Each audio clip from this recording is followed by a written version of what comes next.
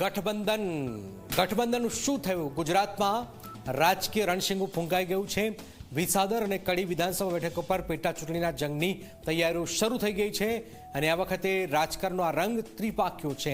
કોંગ્રેસ અને આમ આદમી પાર્ટીએ ગઠબંધનનો દરવાજો ખટખટાવવાને બદલે એકબીજા સામે તલવારો ખેંચી લીધી છે।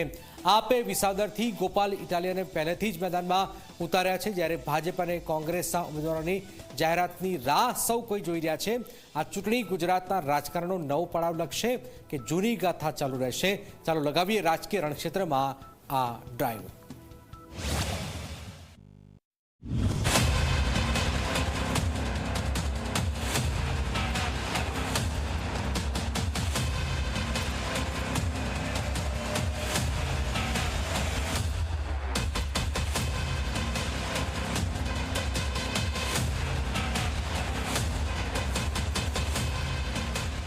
વિસાવદર અને કડીની બે બેઠકો ગુજરાતના રાજકારણની નવી રણભૂમિ બનવા જઈ રહી છે।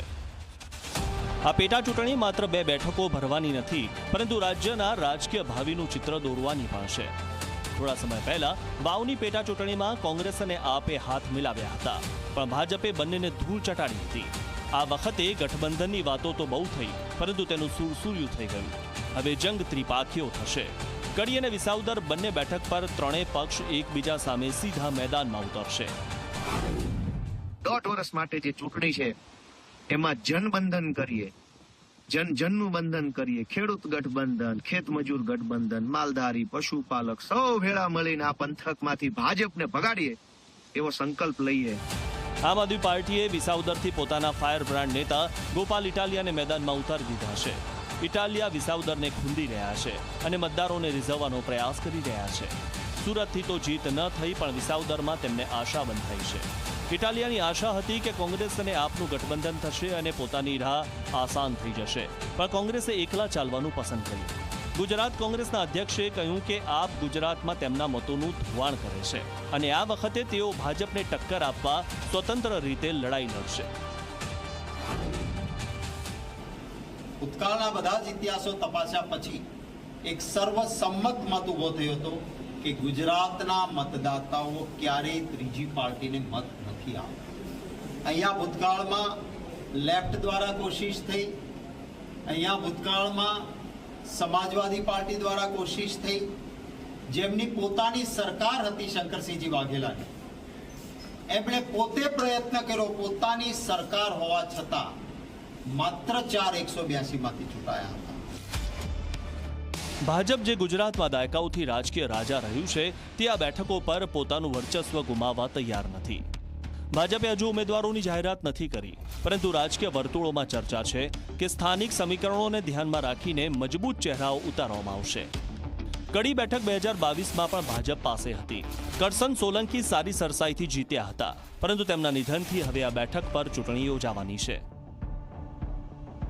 તો વિસાવદર આમ આદમી પાર્ટીએ જીતી હતી, પરંતુ જીતનારા ભૂપત ભાયાણીએ કેસરીઓ કરી લેતા આ બેઠક ખાલી પડી છે। ભાજપને આ બંને બેઠક જીતવાનો વિશ્વાસ છે।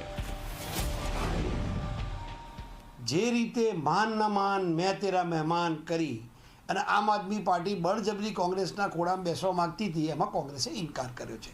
પણ આ એમનો વિષય છે, ભારતીય જનતા પાર્ટીનો વિષય નથી। ગુજરાતની જનતા ભારતીય જનતા પાર્ટીની સાથે છે।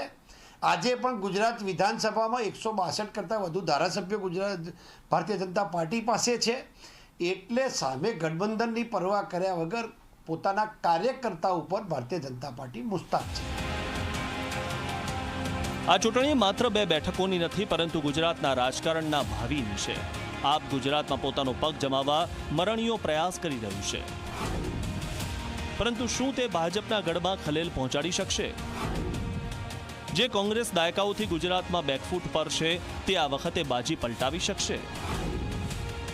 અને ભાજપ જેની પાસે સંગઠન અને સત્તાની તાકાત છે, શું ફરી એકવાર મેદાન મારશે?